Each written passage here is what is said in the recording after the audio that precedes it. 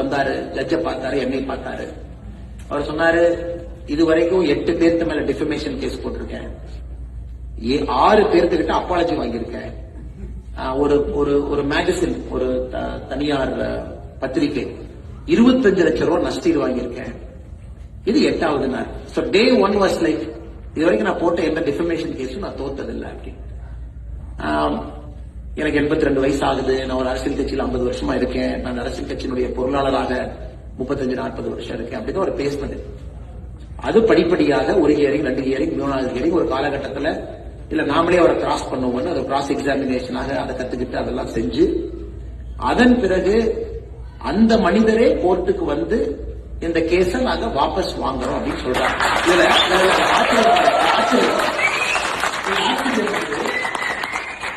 ஒரு 4 பேர் பத்திரிகையில் எழுதுறான்.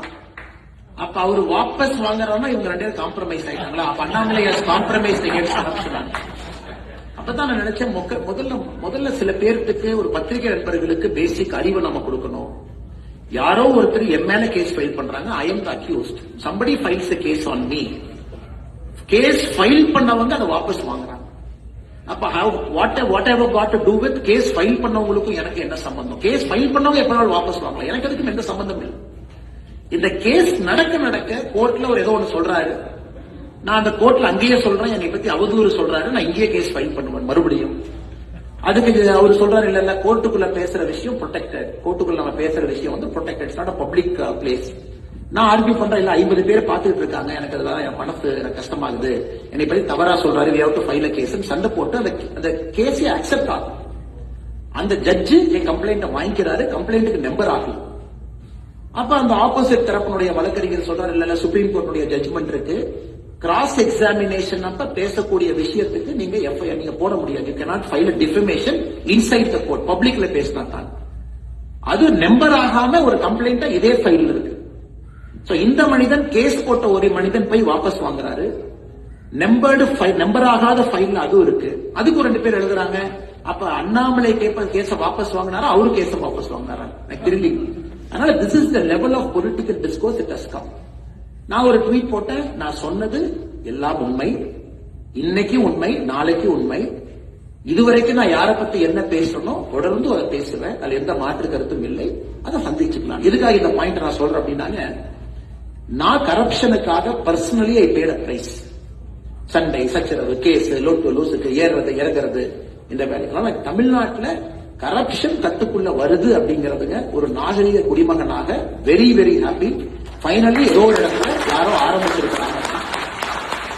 அடுத்தது ஒரு பொலிட்டிக்கல் டிசிப்ளின், அதாவது எந்த ஒரு அரசு வந்தாலும் கூட ஒரு வருட காலம், நீங்களே புதுசா ஒரு கம்பெனிக்கு போறீங்க, you go to a new company, you take up a new role.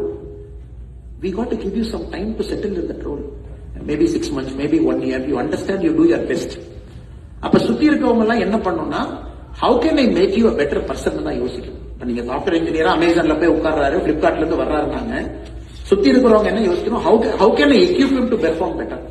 அதனால இன்னைக்கு என்னுடைய திங்கிங் என்னன்னா, ஒரு வருட காலம் நாம சப்போர்ட் கொடுப்போம், எக்யூப் பண்ணுவோம், பெட்டரா பெர்ஃபார்ம் பண்ணணும், தடைக்கல்லை போட வேண்டாம் அப்படிங்கிறது 2வது நிலைப்பாடு. அதனால நம்ம எந்த விஷயத்தை சொன்னாலும் கூட அறிவுறுத்துகின்றோம், சொல்லுகின்றோம், இதை நீங்க பாருங்க, ஒயிட் பேப்பர் ரிலீஸ் பண்றோம், உங்க ஆள்கிட்ட பேசுங்க, டிஸ்கஸ் பண்ணுங்க, இப்படிதான் நம்ம சொல்றோம். 3வது, இன்னைக்கு தமிழ்நாடு புறையோடி போயிடுச்சு, புறையோடி போயிடுச்சு. நான் ஏற்கனவே சொன்னேன், இங்கிலாந்து பாலிடிக்ஸ் மாதிரி இவ்வளவு கேப் இருக்கு, வரவுக்கும் செலவுக்கும் சம்பந்தமே இல்லை. somebody is sitting in that governance. மாத்துறது அவ்வளவு ஈஸி கிடையாது. அதனால இன்னைக்கு very hopeful start. let us wait, let us be patient. 1 year is the minimum time a political party or a government needs new government. அதுல பாதி பேர் வந்தக்கூடிய அமைச்சர்கள்லாம் அவங்க இதுவரை கவுன்சிலரா கூட இருந்தது, இன்னைக்கு அமைச்சர்களா இருக்காங்க. பாவம், அவங்களுக்கு அந்த ஸ்பேஸ் கொடுக்காம எப்படி அவங்க பெர்ஃபார்ம் பண்ணுவாங்க? somebody is a minister, you got to give him space. டே 1 பண்ண எப்படி அவங்க பண்ணுவாங்க? அவங்களுக்கு ஃபைல் நோட்டிங் என்ன, லெஃப்ட் என்ன, ரைட் என்ன, இன்கமிங் என்ன, அவுட் கோயிங் என்ன, செக்ரட்டரி லெவல் மீட்டிங் என்ன செய்யணும்னு அவங்களுக்கு தெரியறக்கே 6 மாசம் ஆகும். அதனால இன்னைக்கு அந்த நேரம் நாம் எல்லோரும் கொடுக்கணும்.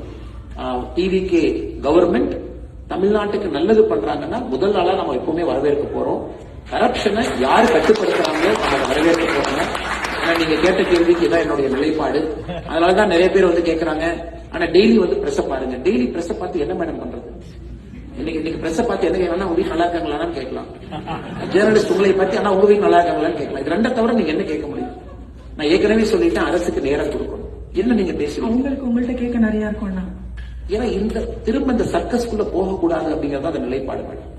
நீங்க விஜய் பத்தி என்ன நினைக்கிறீங்க? அண்ணா அதை ஒரு வருஷம் விடுங்கண்ணா. இல்ல அவர் டெல்லி போயிட்டு பத்தி என்ன நினைக்கிறீங்க? அப்பதான் போயிட்டு வந்தார், கொஞ்சம் விடுங்க. இந்த மினிஸ்டர் பத்தி சொன்ன பத்தி கருத்து என்ன? திரும்ப இதுக்குள்ளேயே நீங்க மாட்டும் பொழுது எப்படி ஒரு புதிய அரசியல் நீங்க செய்ய போறீங்க? How will you do a new politics? இதுல இருந்து வெளியே வர வேண்டும் என்ற முயற்சி செய்கின்றோம். இதை செய்யணும். அதனால கண்டிப்பா அதை நோக்கி செய்வோம். 2 கால் 4 கால் நிற்போம். நிறைய தலைவர்களை உருவாக்கணும். அதனால நம்பிக்கையோடு வந்திருக்கக்கூடிய எல்லா பெரியவர்களுக்கும் ஒரு பெரிய நன்றியை இந்த நேரத்தில் தெரிவிச்சுக்கிட்டு, ஒரு பெரிய லாங் வீக்கெண்ட். நான் ஏற்கனவே அரவிந்த் அவங்ககிட்ட சொன்னேன், யாரையும் ரஷ் பண்ண வேண்டாம். கண்டிப்பா நம்ம புகைப்படம் எடுக்கிறோம்னு நினைக்கிறவங்க நம்ம இருந்து புகைப்படம் எடுப்போம். ஒரு பக்கம் அவங்க வர்றாங்க, 1 மணி நேரம் 2 மணி நேரம் ஆனாலும் புகைப்படம் எடுத்து எல்லாத்தையும் நம்ம அனுப்புவோம். ஏன்னா lot of people are coming to know.